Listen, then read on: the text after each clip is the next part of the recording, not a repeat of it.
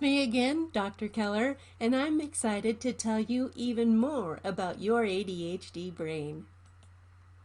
Today I'm going to talk to you about response inhibition.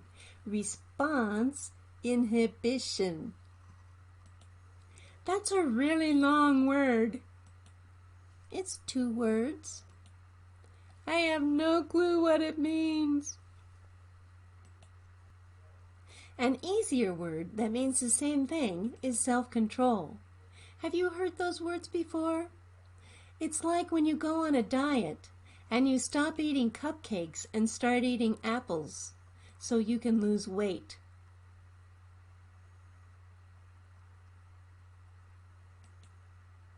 Response means something you do when an adult asks you.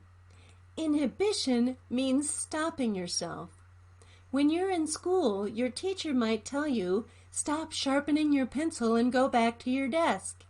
You respond by stopping yourself from sharpening your pencil and going back to your desk. So response inhibition means stopping yourself from doing something or saying something. Has your teacher ever told you to raise your hand before you talk in class? This might be hard for you to do. Sometimes the words come out of your mouth before you even know it. And then your teacher says, remember the class rules. Raise your hand before you talk in class. Raising your hand before you answer a question is an example of response inhibition. You have to stop your mouth before you say something and remember to raise your hand before you talk in class. Response inhibition is hard for kids with ADHD. Have you ever noticed that sometimes your hands and your legs move before you tell them to move? Did people tell you to stop fidgeting and keep still? But when you try to keep still, you can't focus or pay attention or get your work done? It's like you have bees buzzing around in your head and your body. This is called, wait for it, skeletal motor self-control. Okay, so now it's Halloween? What? You said skeleton. Oh no, skeletal. It's close to skeleton because it means the same thing. Your skeleton or your body is hard to control sometimes. Your body seems to move on its own without you telling it to move. Have you ever noticed that when one side of your body moves, the other side wants to move too? Let's try a little experiment. Tap a pencil with one of your hands.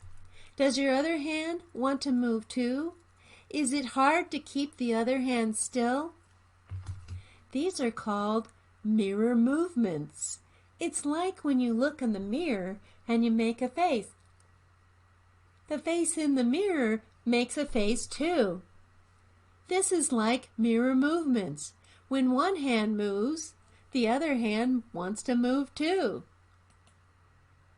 So now you know it's hard to keep your body from moving around. What happens when your teacher tells you to stop moving around and sit still at school? Is it hard to do your work after that? Kids with ADHD use a lot of energy to stop themselves from moving or fidgeting. That's why some schools are trying something different. Instead of asking kids with ADHD to stop fidgeting, they let kids fidget and move around while they work. One of my students with ADHD liked to put a basketball under his feet and move it around with his feet while he was reading. It helped him concentrate. Sometimes the ball distracted him. When the ball rolled away or he wanted to pick it up and start playing with it, I would ask him if the basketball was still helping him read. He would usually just look at me, shake his head, and put the basketball back under his feet. Another way teachers and parents can help you is by using movement to help you learn things. For example, you can use a ball to help you learn your spelling words. You will need someone to help you with this. Throw the ball back and forth to someone. Let's spell catch, you say. I'll spell the first letter, C. Then I'll throw the ball back to you and you spell the second letter, A. C-A-T-C-H. When you learn the word, you can get faster and faster at throwing the ball back and forth. C-A-T-C-H. This helps your brain work better and you'll learn the words faster. Kids with ADHD who feel restless and fidgety sometimes call this feeling hyper. I want to tell you about a mindfulness practice that might help you with the hyper feeling in your body. Mindfulness means learning to pay attention in a nice way to what's going on inside you and around you. So here's one way to pay attention to what's inside you. First, get out some crayons or colored pencils and paper. You're going to draw a picture of your hyper feeling. But before you do that, find a peaceful, quiet place to sit for a while before you start drawing. It could be a nice place outside or a quiet place in your room. Remember to bring your crayons or pencils and paper and make sure there's a place you can write on. Now take a few deep breaths with me. Breathing in, breathing out. Breathing in, breathing out. Breathing in, breathing out. We're ready to start mindful drawing now. Take out your paper and crayons or pencils. Now draw an outline of your body. It's okay if it's not perfect. Now it's time to ask yourself some questions about your hyper feeling. First, see if you can find hyper in your body. Where is it in your body?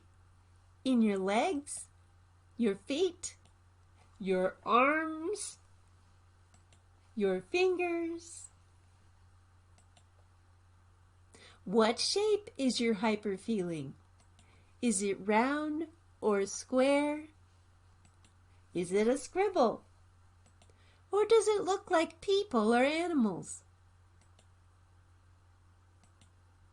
How big is your hyper feeling? What color is it? Is it hot or cold? Now you can draw your hyper feeling inside the outline of your body. After you finish drawing your hyper feeling, draw a cartoon speech bubble next to the outline of your body. Ask your hyper feeling, what does it want to say? What does it want to do? Write what it wants to say and do in your speech bubble. Now talk back to your hyper feeling. What do you want to say to it? Write that down on your paper. Here's a picture one of my students drew about his hyper feeling. He has ADHD. He felt like there were ants biting his body. Do you see the ants he drew? He said if the ants could talk, they would be saying, "We're going to bite you and you're not going to like it. It's going to hurt you and you won't like it." He also told me that hyper was green and it felt too warm in his body. He said it was a loud feeling in his legs and he didn't like it. Becoming mindful of what hyper feels like in your body can help you and the adults around you make decisions. For example, if you notice that you feel hyper a lot of the time, maybe it's time to go see a doctor and ask for help. Or if you notice you feel hyper when you're trying to do homework and you're starting to get frustrated, maybe it's because you're using too much energy to stop moving around or fidgeting. Maybe you need to take a few deep breaths and squeeze your stress ball so you can concentrate better. Or maybe there's a way you can move around and learn something at the same time, like practicing your multiplication facts when you're dribbling a basketball. 4 times 3 is 12. 2 times 2 is 4. Stay tuned for more about your ADHD brain.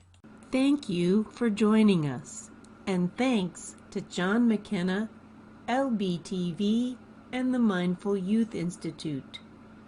For more information on the Mindful Youth Institute, go to mindfulyouthinstitute.org. I look forward to connecting with you on social media.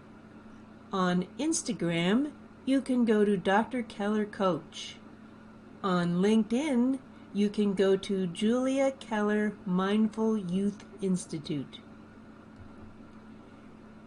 If you want to contribute to our cause, please go to Charity GoFundMe campaign, Help Teach Bullies Compassion.